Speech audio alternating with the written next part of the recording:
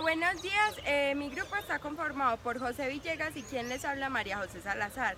Bueno, nosotros vamos a exponer sobre la primera conferencia que se presentó en Río de Janeiro en 1955 del CELAM. Bueno, básicamente este documento inicia con una introducción, le podemos llamar así, de la carta del Papa Pío XIX hacia los cardenales, sacerdotes y el clero en general que se presentaba en ese entonces en Latinoamérica. Bueno, básicamente el principal objetivo de esa carta es llamarle la atención a los sacerdotes y al clero en general de Latinoamérica. ¿Por qué? Por la insuficiencia que se presentaba en ese entonces.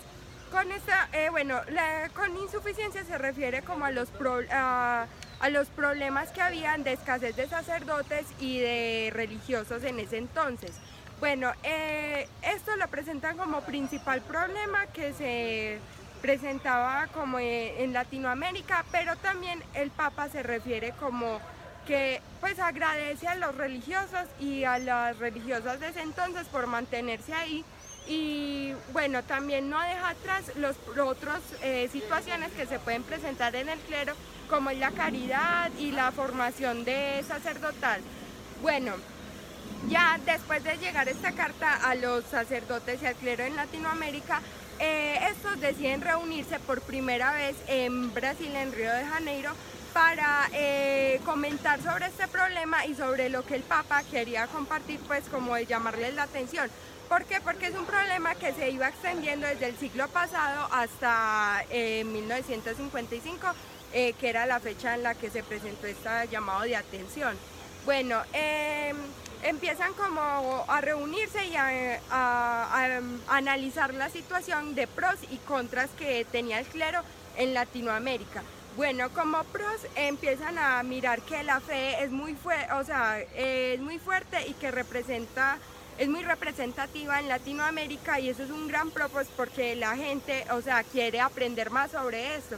Pero en contras tenían que había mucha escasez de sacerdote y por ende pues tenían que como conseguir más religiosos y también hacer estrategias para mejorar esto, obviamente. Bueno, lo que empiezan a hacer es como a mirar formas de mejorar esta situación, que es como como pidiéndole ayuda a otras organizaciones, pues ya que que se encuentren en otros pueblos o en la misma ciudad, pues como religiosos y religiosas, que no sean sacerdotes necesariamente. Pero más allá de eso encuentran un problema de fondo que es muy importante, pues, que afecta mucho, que es que las personas no están bien informadas sobre la vida de Jesús y sobre las creencias en general de ese entonces. Esto porque afecta mucho, porque las personas pues al no saber mucho y conocer a fondo como la vida de Jesús y las creencias, pues empiezan los enemigos pueden atacarlos, por decirlo así, muy fácil. ¿Por qué?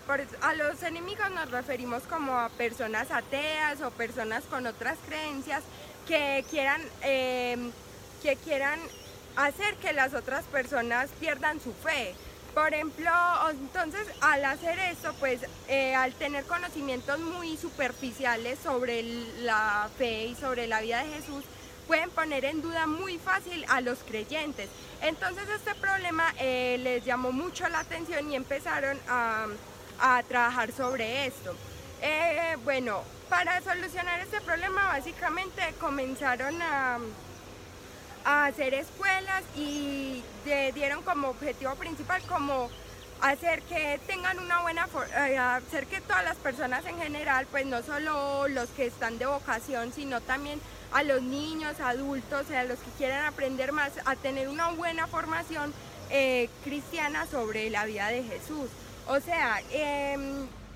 Tener mucho conocimiento, sí, pues sobre la vida. ¿Para qué? Para fortalecer su fe y que no pierdan como la esperanza o que no pongan en duda muy fácilmente a las personas creyentes. Bueno, entonces con esto empiezan como a desarrollar escuelas para niños y jóvenes y escuelas también como para los sacerdotes, pues a los que llaman como seminarios en este entonces, como principalmente para que empiecen a concentrarse y empiecen a conocer más sobre esto. También, o sea, una técnica muy importante pues que se utilizó en ese entonces es lo que se le conoce ahora como una enseñanza personalizada. ¿Cómo así? O sea, que los grupos de los salones no podían ser muy numerosos y que, o sea, las personas tuvieran un seguimiento constante pues sobre su formación. ¿Para qué? Para enseñarles de fondo y inducirles bien pues sobre todo este conocimiento. Bueno, ya empiezan con las escuelas, con los seminarios, que son lugares ya como cerrados, como espirituales, pues para que los sacerdotes y los religiosos de profesión pues como que empiecen a concentrarse y a pues como a inducirse más, mucho más como ese espíritu y esa profesión de oración, etcétera. Bueno, ya empiezan a nombrar las pautas que en ese entonces y ahora se utilizan para una buena formación religiosa, como lo es la formación espiritual, la formación humana y la formación cultural, que son las principales que inculcan en los niños, jóvenes, etcétera. Bueno, ya estas tratan más bien como la de responsabilidad que uno tiene que tener, el compromiso religioso que uno debe tener con Dios y también como lo espiritual, lo comprometido que uno debe estar, no solo con uno mismo, sino con la sociedad en general y con el transmitir el mensaje de Dios. Bueno, entonces, siguiendo con lo que decía mi compañera, empiezan a conversar la posibilidad de que el estudio del sacerdotismo se dé desde temprana edad, desde que son jóvenes, para así como fomentar como que se vuelvan personales, pues como que la gente cuando crezca tenga esos valores de fe como impregnados en ellos y se apropien de ellos, ¿cierto?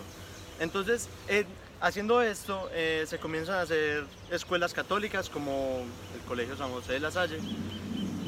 También empiezan a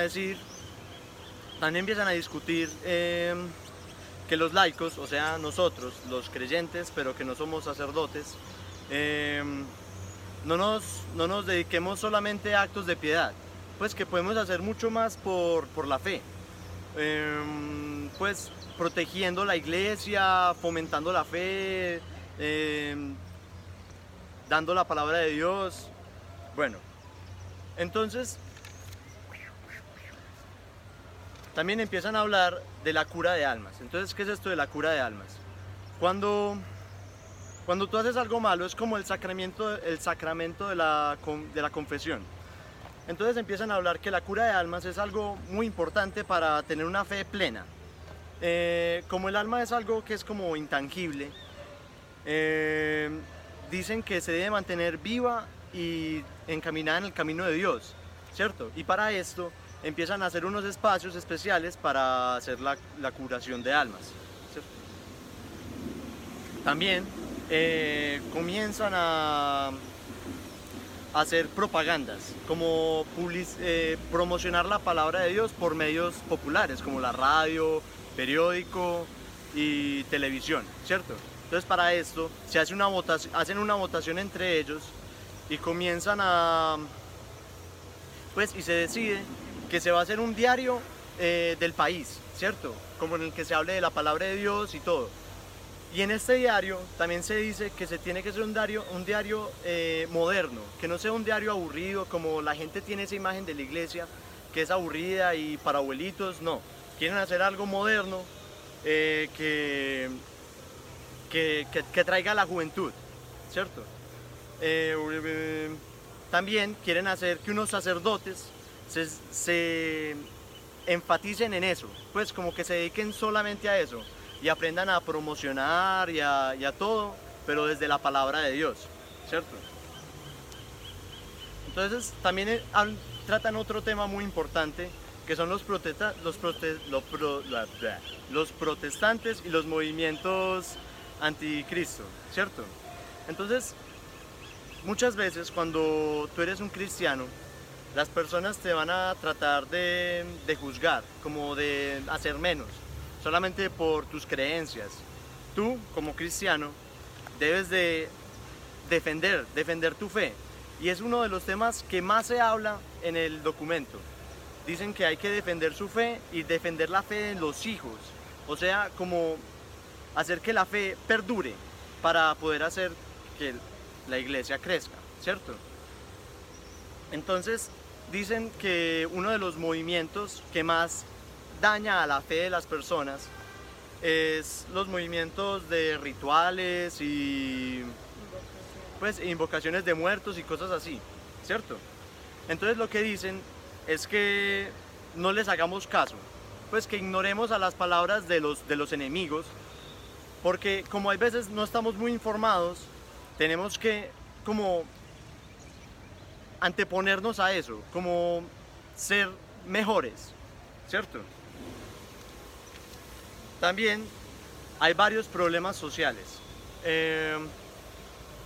No es una mentira que en la sociedad hay muchos desplazados, gente que no tiene trabajo, gente que aguanta hambre, ¿cierto? Entonces estas personas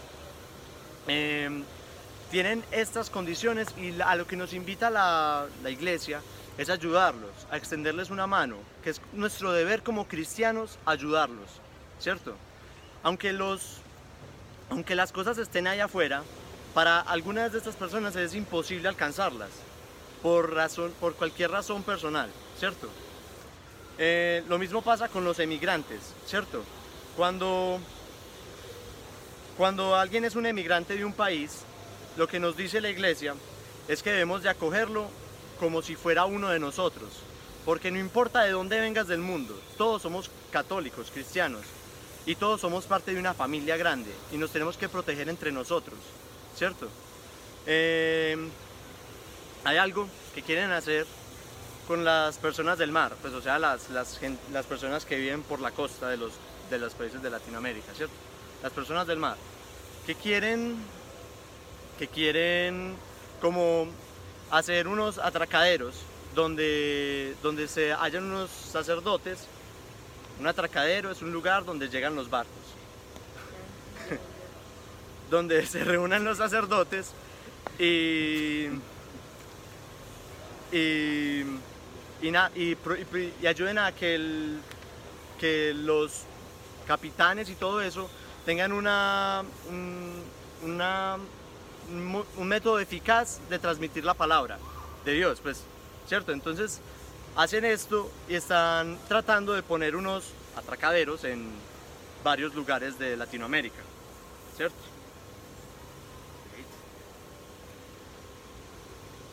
Bueno, entonces para finalizar, el Consejo Episcopal, ¿cierto? Trata de crear un Consejo Episcopal latinoamericano, ¿cierto? Propio, de acá, ¿cierto? Eso se hizo una votación y fue unánime. Entonces aquí les voy a decir como con los acuerdos con los que quedaron en las decisiones. Pues nada, el lugar en el que nos reunimos será normalmente la ciudad que tenga su sede sacerdotario.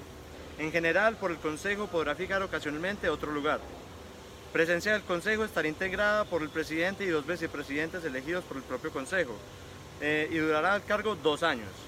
Dependerá del Consejo Episcopal, más directamente al presidente y un secretario general que tendrá además los siguientes subsecretarios. Bueno, entonces aquí ya están diciendo como las cosas que tienen que hacer para organizar su propio Consejo Episcopal. Y así es como terminan sus reuniones. Sus acuerdos. Sí, pues como que en eso concluyen básicamente. Pues sí, esta reunión y esta fue la primera que se dio en toda Latinoamérica. Sí. Bueno, ya, gracias. Gracias.